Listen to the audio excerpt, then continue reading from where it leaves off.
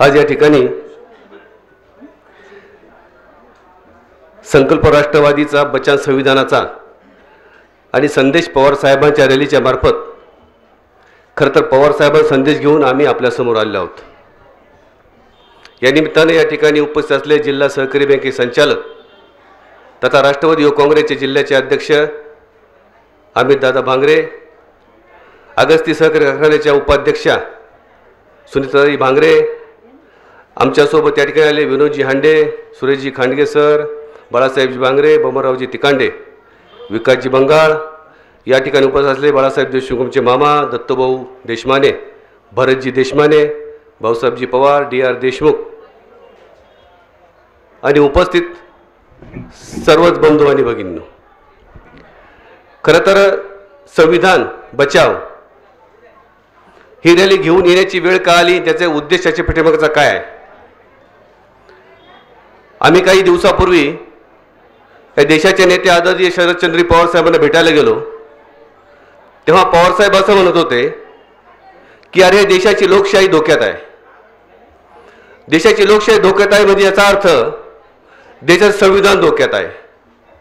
ते असं म्हणत होते जर 2024 साली या देशात निवडणुका झाल्या आणि बीजेपी सरकार आलं आणि मोदी साहेब जर पुन्हा देशाचे पंतप्रधान झाले तर संविधान बदलून या देशात पुन्हा निवडणुकाच होणार नाही, अशा प्रकारचा एक घाट या दिल्लीमध्ये चालू आहे। आणि म्हणून याची आपण जी झालेली जी चळवळ जी आहे ती सुरू करण्याचं काम या ठिकाणी करायचंय। मग ते अमित दादाला असं म्हणत होते, अरे अमित, या अकोला तालुक्याच्या जनतेवर माझा पूर्ण विश्वास आहे। हा अकोला तालुका पुरोगामी विचाराचा तालुका आहे, पूर्ण महाराष्ट्र आणि अकोला तालुका स्वाभिमानी लोकांचा महाराष्ट्र आहे। म्हणून मला चिंता निवडणुकीची नाही, मला चिंता जी आहे ती लोकशाही वाचवण्याची, संविधान वाचवण्याची। मग आम्ही तू एक काम केलं पाहिजेस की तालुक्याच्या वाडी वस्तीवर जा, गावागावात जा आणि आपली भूमिका त्या ठिकाणी लोकांना समजून सांगा की कशा प्रकारे संविधान धोक्यात आहे।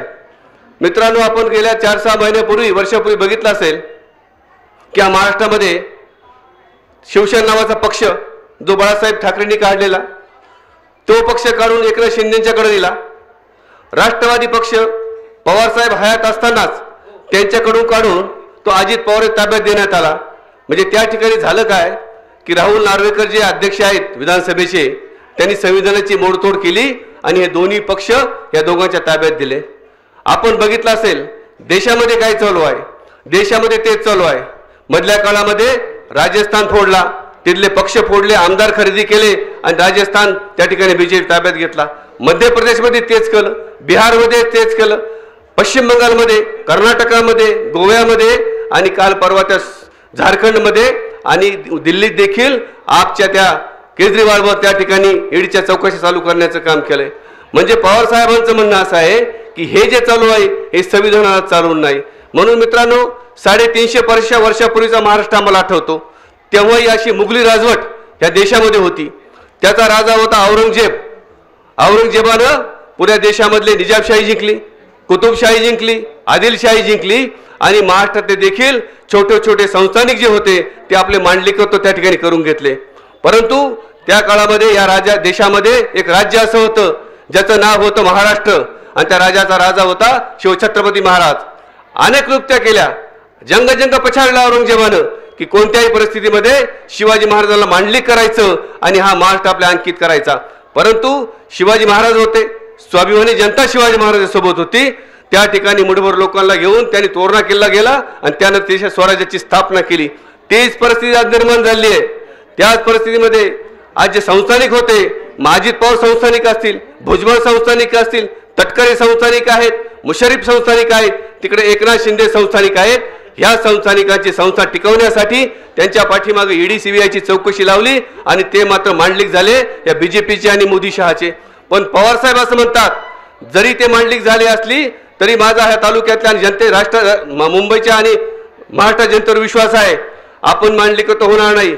जो शिवाजी महाराजांनी जो वारसा दिलाय हा महाराष्ट्र दिल्लीकडे झुकून द्यायचा नाही। तेच भूमिका आपला आज या ठिकाणी घ्यायची की मी जोपर्यंत आहे तोपर्यंत या महाराष्ट्रात दिल्ली समोर झुकून देणार नाही। आणि म्हणून मग काय केलं, जर पवार साहेब आपली भूमिका बदलत नाहीत, ऐकत नाहीत, तर मग त्या ठिकाणी काल परवा आपण बघितलं अशोक चव्हाण आदर्श घोटाळ्यामध्ये अडकले, त्यांना ईडी लावली, त्यांना धमकी दिली आणि आपल्या बाजूने वळून घेतलं. म्हणजे हे असा प्रकार सगळा या देशामध्ये आणि राज्यामध्ये चालू आहे. म्हणून त्याच्या विरोधामध्ये आवाज जर उठवला तरच लोकशाही वाचणार आहे, नाही तर हुकुमशाही एक प्रकार देशामध्ये आलेला आहे. आम्ही सांगू तेच, आमच्या दुसरं काहीच नाही. मधल्या काळात आपण बघितलं असेल आपले महाराष्ट्राचे उद्योगधंदे जे आहेत, मग बांधबुडी प्रकल्प असेल, वेदांत फोक्सान असेल, हिऱ्याचा प्रकल्प असेल, तुमचा त्या ठिकाणचा विअरबतचा प्रकल्प असेल, हे चारही मोठे प्रकल्प ज्या प्रकल्पामधून कमीत कमी 10 लाखाच्या पर्यंत युवकांना रोजगार मिळाला असता, हे सगळे प्रकल्प गेले कुठं? गुजरातमध्ये. बुलेट ट्रेनचं काम चालू आहे, ते कशासाठी? महाराष्ट्रासाठी नाही तर महाराष्ट्र गुजरातला जोडायचं आहे, आणि जेणेकरून इथला तरुण बुलेट ट्रेनच्या मार्फत माझ्या गुजरातमध्ये कामाला आला पाहिजे.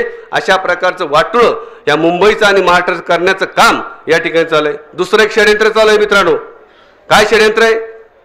संयुक्त महाराष्ट्र चळवळ, बाळासाहेब मामा आपल्याला आठवते, संयुक्त महाराष्ट्र चळवळ त्यावेळेस काय म्हणत होते गुजरातचे मोरारजीभाई देसाई की मुंबई मिळाली पाहिजे गुजरातला, परंतु यशवंतराव चव्हाणांच्या नेतृत्वाखाली चळवळ उभी राहिली. 106 लोकांनी हुतात्मा पत्करलं, परंतु त्याही परिस्थितीमध्ये मुंबई गुजरातला जाऊन दिली नाही, आणि त्याचा राग या गुजराती आणि मोदी शहाच्या डोक्यात आहे. मग आता त्यांना काय षडयंत्र करायचंय?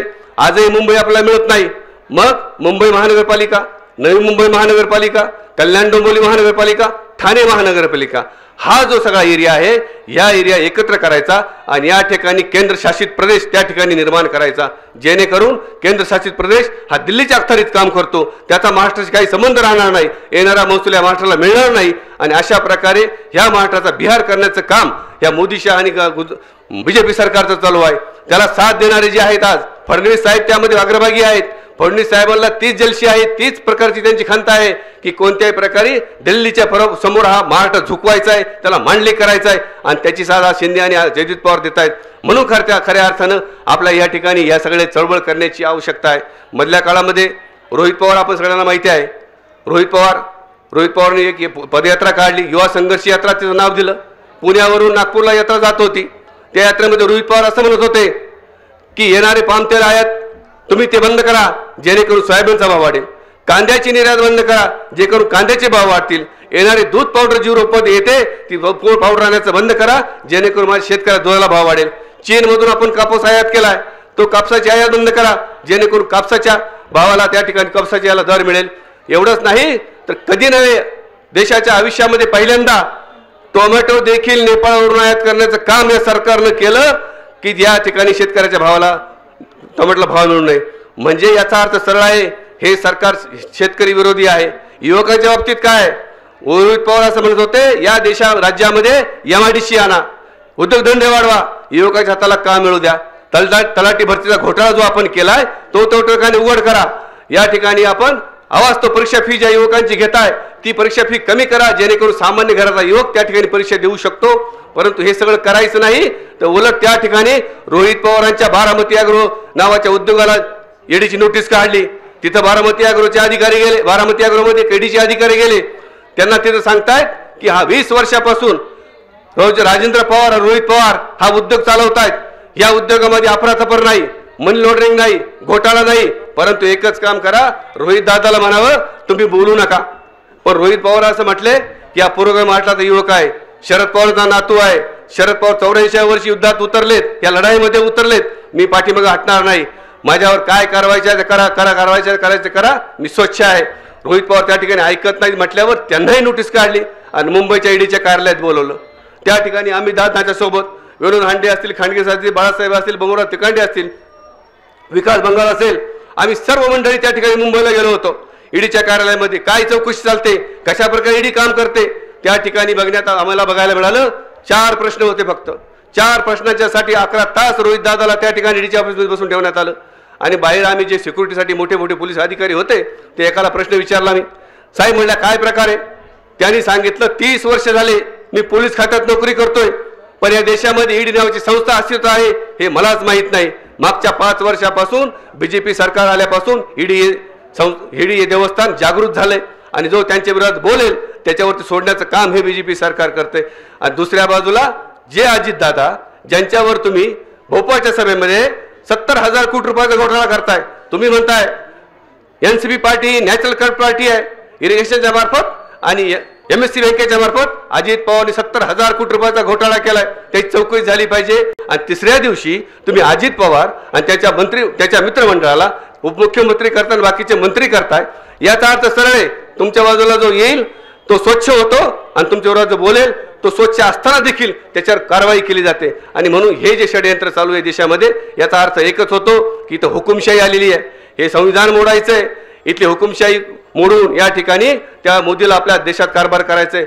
मित्रांनो, तुम्हाला एक गोष्ट माहिती अजून नसेल, रशियामध्ये काय परिस्थिती आहे। रशियामध्ये पुतिन नावाचे राष्ट्राध्यक्ष आहेत, 3 वेळा निवडून आले आणि त्यांनी संविधान बदललं आणि आज तर हयात जोपर्यंत तिथं पुतिन आहे तिथं निवडणुका होणार नाहीत। तीच परिस्थिती चीनमध्ये आहे, तिथं जिनपिंग नावाचे राष्ट्राध्यक्ष आहेत, तिथंही तीच परिस्थिती आहे। जोपर्यंत जिनपिंग आहे तोपर्यंत देशात निवडणुका होत नाहीत आणि तोच फंडा या देशामध्ये मोदी साहेबांना अमित शहाला आणायचा आहे, म्हणून हे थांबवायचं आहे।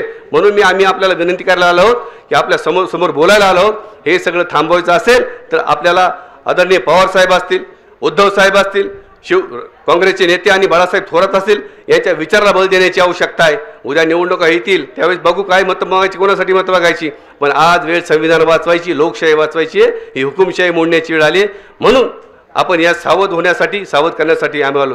आता मधल्या आपण टीव्हीवर बघतोय मोदी की गॅरंटी, मोदी है तो मुमकिन है। मग आम्ही असं म्हणतो मोदी साहेब तुमची एकच गॅरंटी आहे, किसानों की बर्बादी, अदानी अंबानी की आबादी, और यही तो है मोदी की गॅरंटी। जिथं शेतकरी मारायचा, युवक मारायचा, त्याच्या हाताला काम द्यायचं नाही आणि मात्र अदानी अंबानी सारखे उद्योग मोठे करायचे, हा जो आपला फंडा आहे आता हा बस झाला।